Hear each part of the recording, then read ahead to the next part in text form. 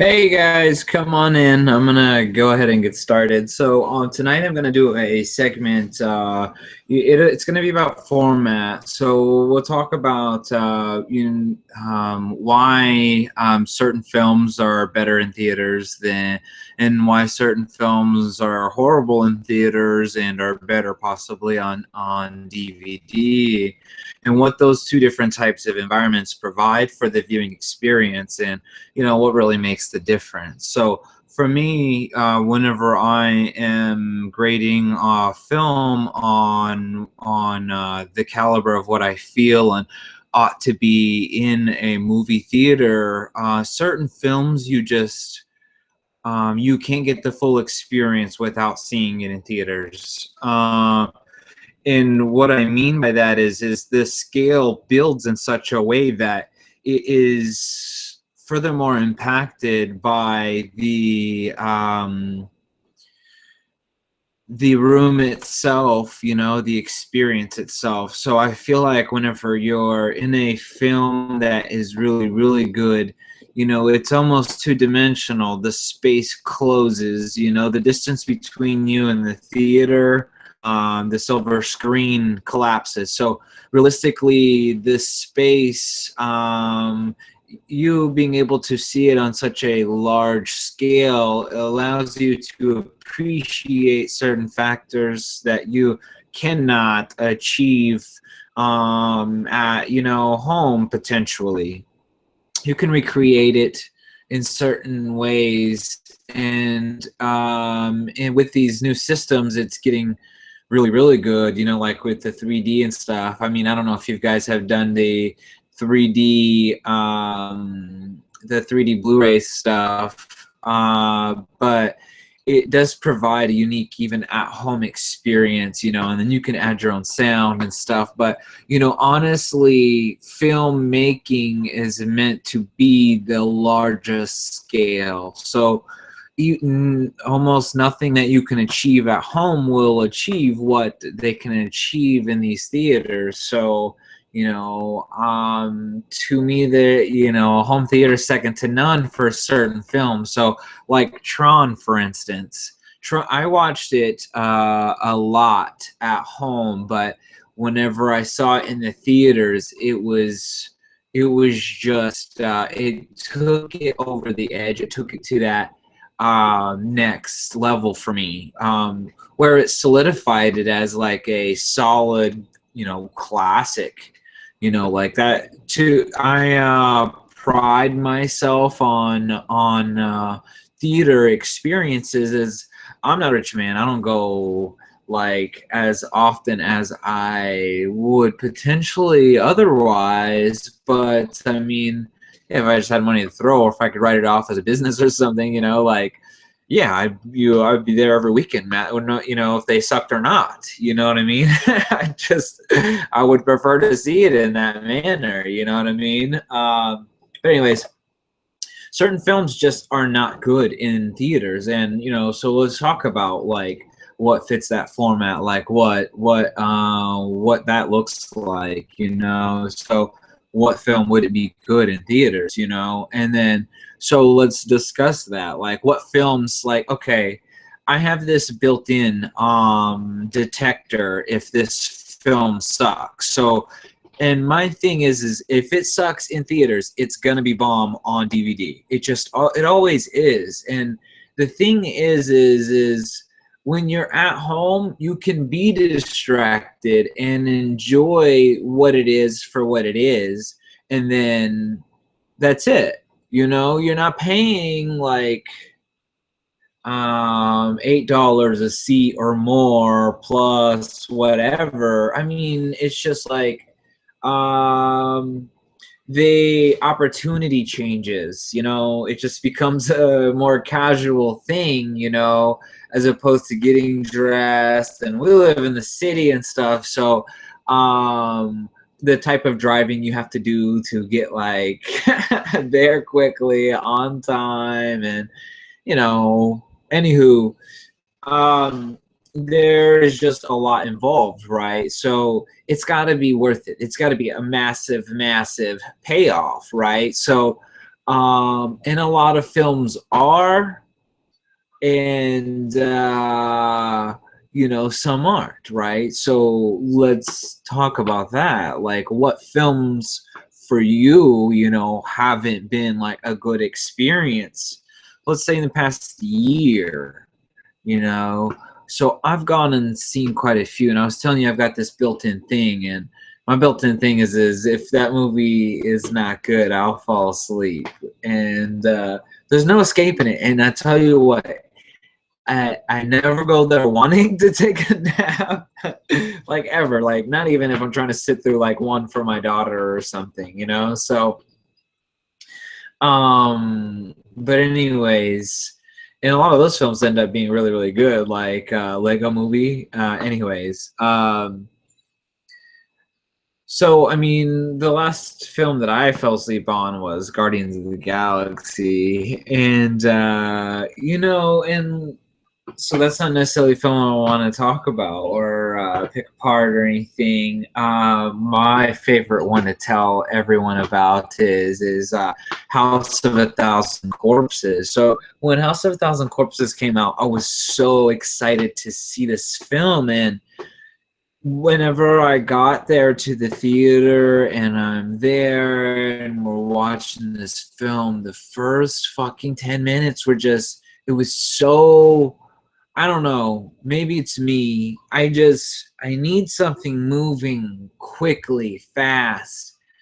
Um, I would not want to see a Gus Van Sant from a movie on fucking big screen. Like I'll have to go back and see if I have, but I'm just telling you, the psychology of certain films is just not the format is not made for that, you know. And it's really funny because they're making films in such a fashion now to where it seems very claustrophobic. But whenever we're talking about claustrophobia and like there being a lot, we're talking about styles of shooting then too. So for me, a lot of films are made a little bit more like sitcoms now, whereas films were just meant to be like super blurry and hazy, like close-ups and then like incredible masters, you know. Like films are not really like that now. They're all of this close moving, twirling, fucking, you know, they do some extended shit but still twirling and shit. I mean, it just makes it all very, to me it makes it feel very fucking sitcom-ish, like I'm, you know, and I mean, and it's all targeted with stuff in like, you know, the northeastern territories and shit that they film that way, you know. Like right now I'm looking at the Teenage Mutant Ninja Turtles, and you know, it just reminds me of the cinematography there, and you know, a lot of shit reminds me of like the cinematography and like Seinfeld and shit too, you know. Like, anyways, it has gone that way, you know. So if you think about the what the fuck is that series?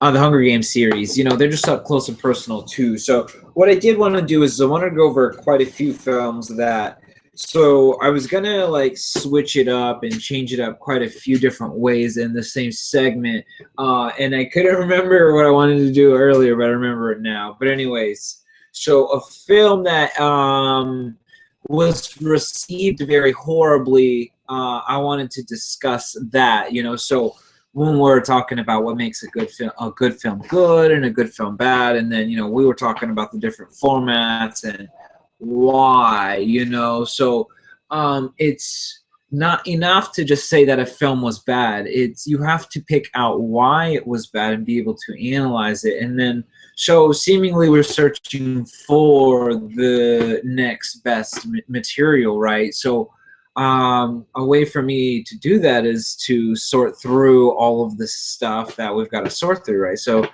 there is, you can't go by the guidelines, you know. Like they pronounce themselves as the best films in America and stuff, and that's a marketing strategy. I wish it were that easy, right? To just be like, okay, they said it was the best, it's the best, you know, and then that was it, right? And that's never it, you know, like a prime example of that for me was Winter Soldier. Like, I can't believe, you know, that they broadcasted it that. So the best film in America. And I'm like, hey, it's the best film in America. Let's go see it. You know what I'm saying? So you know, I want to buy in and prove everyone right as well, right? So I don't intend to go watch a bad film and then it's not that it was bad, it's just that it was lame. And let's just talk about what makes a film lame. And, you know, for me, it's certain things. And I always go back to these really funny, famous ones for myself. And I'll pull the film real quick. But let's talk about Winter Soldier. So what was the bad thing in Winter Soldier? First off, Captain killing like 20 dudes, disabling 20 dudes in the first 2 minutes without anyone setting off an alarm. And he doesn't kill them. It's all non-lethal, I believe. Anyways, let's just say there's a lot of shit that we can take, right? So if we can look past the ignorant stuff, right? So let's get further into the same fucking film.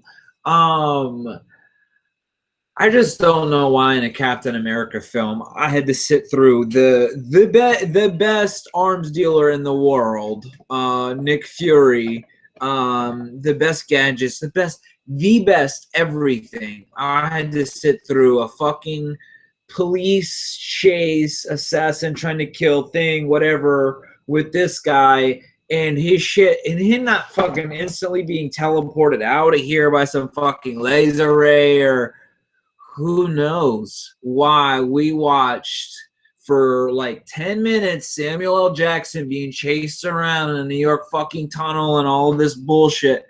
Anyways, the film was just so lame on so many levels. The ascent of the story was just going nowhere. There was no payoff, and it was just like. And then, like, the twists were so, like, okay, you know? Like, cool, you know?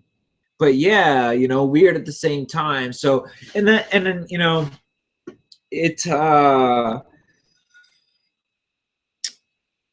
It's an odd thing, you know, like, you have to take a lot of it with salt, you know, which is good. You know, we get to see, you know, really good things, and we get to, you know, inevitably just get to other further shit, right? So that's the best thing is we just put more behind us than but anyways, so other films that did similar things in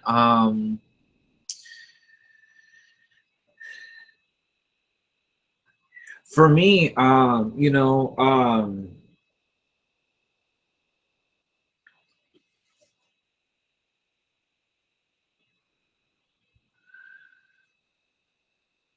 bear with me just a sec. Let me pull up.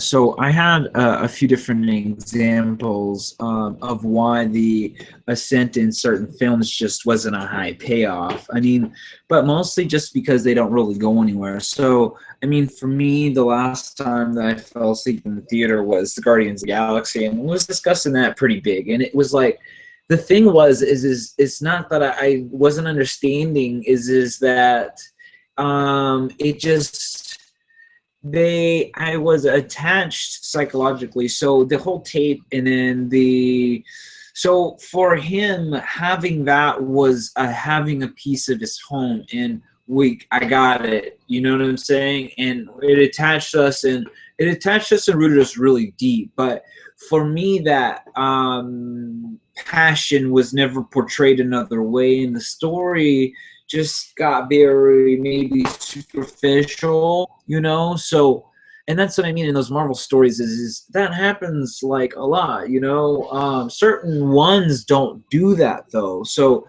why, you know, are certain ones better than others, you know? Like, so for Marvel, it's really like, for me, a 60-40 out of that studio, you know, like 60% of them are good, and then 40% of them are okay, you know.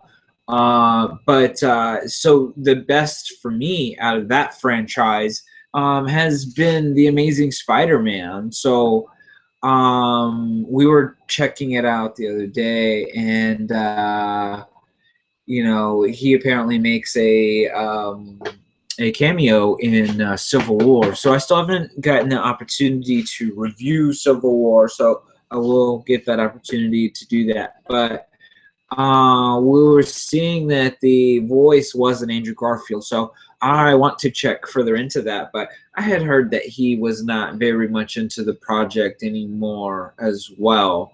But for me, those films, both of those films, have been very good. The first one not as good as the second one, and the second one did step up the stakes. And I don't know, like with certain films, like, you know, you feel as though your separation, and then another, you feel as though your separation is possibly due to the outcome of the story. So maybe because I didn't like it, but because I'm really chapped that Gwen Stacy died, like, you know, and we weren't going to get to see her no more. So it's like, naturally, you know, with death, we separate, you know. So it's like I can't really go back and watch that film, but because I was traumatized, you know, by Gwen Stacy's death. Same thing with Star Wars, you know, and that's another franchise that we have to take with a bunch of salt, you know, because things just don't add up all the time. But you know, so I was analyzing the new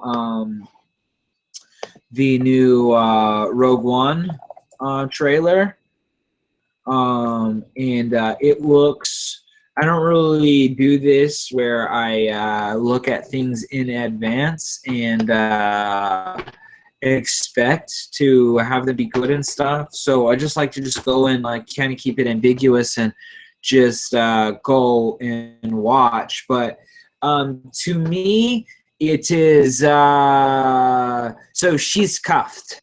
The Rogue One story is a story during Star Wars, and it is, geez, it's during here. Well, let's. So I'm watching the trailer right now, and this woman is cuffed. She's brought into the into a command room with who what looks like will be so Mon Mothma is here. They're going over plots and stuff, and anyways, this chick ends up slaying a bunch of stormtroopers here as well. But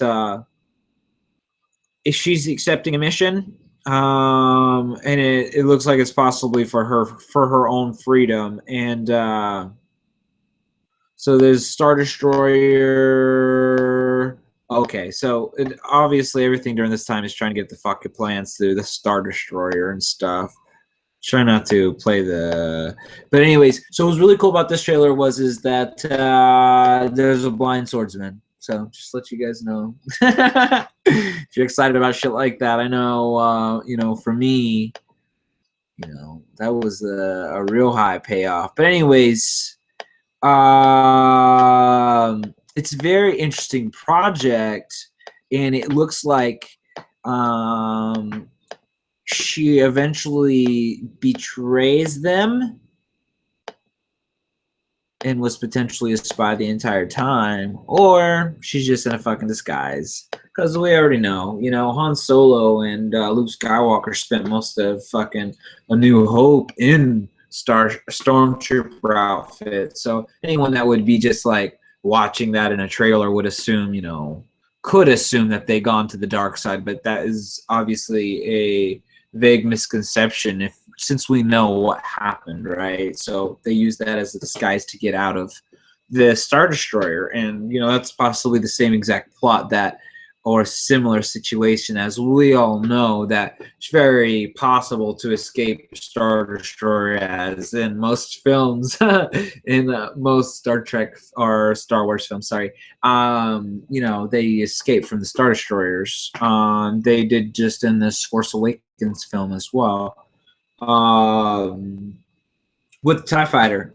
So she looks like she's in TIE Fighter gear here too. So anywho, It looks very cool. But you know, so same exact thing with Star Wars Force Awakens. You know, that one is another one that I feel as though was very accelerated by watching it in theaters. In Jurassic Park and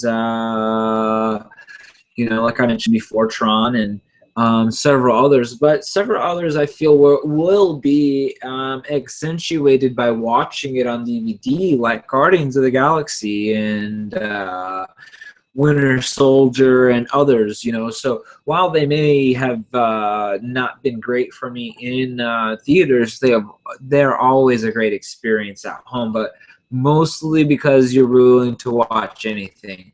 So I've got buddies that watch silly stuff like the Kardashians and stuff at home. In the luxury of your own home, you're more than likely to watch anything. People watch documentaries and stuff like that, like things that you normally wouldn't watch, you know. So while people are very picky, you know, what they see in theaters, you know, they always want something really amazing. You know, we're more than likely to watch anything in theaters. So if you get the opportunity to see any of these films that you disliked in theaters, you know, at home, you know, let me know what your experience was with that. So the best one that I like to tell people about was House of a Thousand Corpses. So I don't know if any of you tried to watch it in the theaters and then, you know, had the same experience, but let me know. Cool. I like feedback. Like I said before, I'll actually leave you some video feedback and but anywho, till next time, yeah.